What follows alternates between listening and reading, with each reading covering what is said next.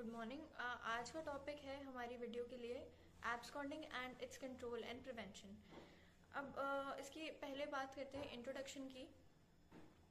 जब बीज के लिए कंडीशंस अनबेरेबल हो जाती हैं तो वो अपने हाइव को छोड़ देती हैं, और वो ऐसा इसीलिए करती हैं जब उनको लगता है कि उनके पास जो रिसोर्सेज हैं आगे सर्वाइवल के लिए वो नहीं है अवेलेबल उनके लिए। Thus, absconding by definition is the complete abandonment of the hive by the bees। और इसमें ऑलमोस्ट सभी के सभी बीज जो है अपना हाइव छोड़ देती हैं, छोड़ के चली जाती हैं। लेकिन जो बच जाती हैं वो यूजुअली यंग बीज होती हैं जो उड़ नहीं पाती हैं, और उसके साथ जो अनहैच्ड ब्रूड्स होते हैं अलॉन्ग विद पोलन, वो सिर्फ वही हाइव में रह जाते हैं। अब एब्सकॉन्डिंग और स्वॉर्मिंग दो डिफरेंट टर्म्स हैं, लेकिन it is often confused. The term absconding is often confused with the term swarming। अब जो swarming है उसमें it is not complete abandonment। उसमें जो hive है वो end में empty नहीं रहता है, लेकिन उसमें जो हाइव है उसके अंदर दो कॉलोनीज बन जाती हैं, जिसमें से एक कॉलोनी जो है अलॉन्ग विद द बी वो न्यू लोकेशन पे चली जाती है, न्यू हाइव में, न्यू हाइव के अंदर। और जो बाकी जो बीज हैं, सेकंड जो कॉलोनी है बीज की, वो वहीं पे रहती हैं अपने ओरिजिनल हाइव में, और वहीं पे दे थ्राइव, वो वहीं पे रहती हैं and they choose a new queen amongst themself जो ओरिजिनल हाइव है उसको चला सके।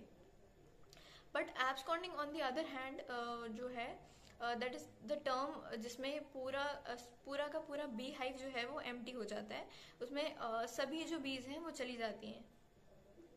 अब वाई डू बीज एब्सकॉन्ड? बीज जो है वो एब्सकॉन्ड क्यों करती हैं? उसका सबसे कॉमन रीजन है लैक ऑफ या shortage of water and food supply, या अगर वहाँ पे माइट अटैक जो है काफ़ी फ्रीक्वेंट है, या उसमें एंट इन्वेजन्स हो रही हैं।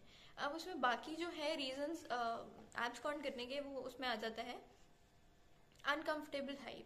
अगर हाइव जो है वो प्रॉपरली डिजाइन नहीं है तो बीज प्रेफर नहीं करती हैं उस हाइव के अंदर रहना। Second point is too high और too low temperature.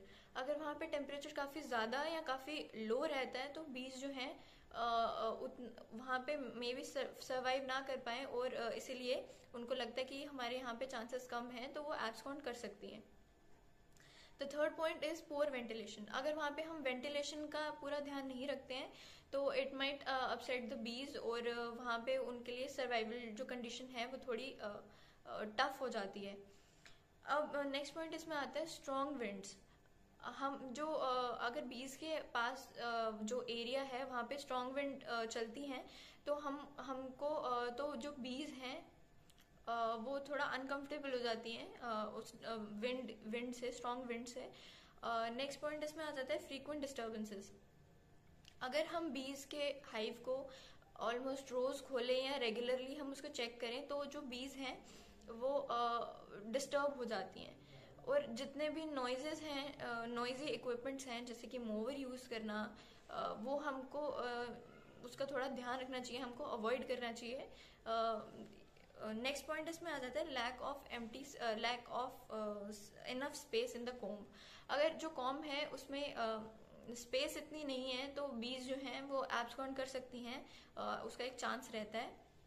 Next point इसमें आता है कि अनइंटरप्टेड, अगर उसमें नेक्स्ट पॉइंट आता है फ्लाइट पाथ, अगर उसमें ऑब्स्टिकल हों तो वो एक रीज़न हो सकता है उनके एब्सकॉन्ड करने का। और लास्ट पॉइंट जो इसमें आता है that is use of agrochemicals. जो एग्रोकेमिकल्स जो हैं बीज सेंस कर लेती हैं कि डेंजरस सब्सटेंसेस हैं, अगर तो बीज उसको सेंस कर लेती है, तो फिर उसके चांसेस बढ़ जाते हैं एब्सकॉन्ड करने के। अब नेक्स्ट इसमें आ जाता है प्रिवेंशन का। अब हम कैसे प्रिवेंट कर सकते हैं बीज को एब्सकॉन्ड करने के लिए करने से? दैट इज सबसे पहले इसमें आता है making the bee hive Homi. अगर जो बी हाइव है उसको हमने उनके लिए होम लाइक बनाना है तो उसमें हमको वो चीज़ें नहीं यूज़ करनी है जिससे जो है बीज अनकंफर्टेबल होती हों। जैसे कि हमें बॉक्सेस को जो है या हाइव्स जो है उसको पेंट नहीं करना चाहिए, क्योंकि जो उसका ओडर है, जो उसकी स्मेल है, वो बीज इतना पसंद नहीं करती हैं।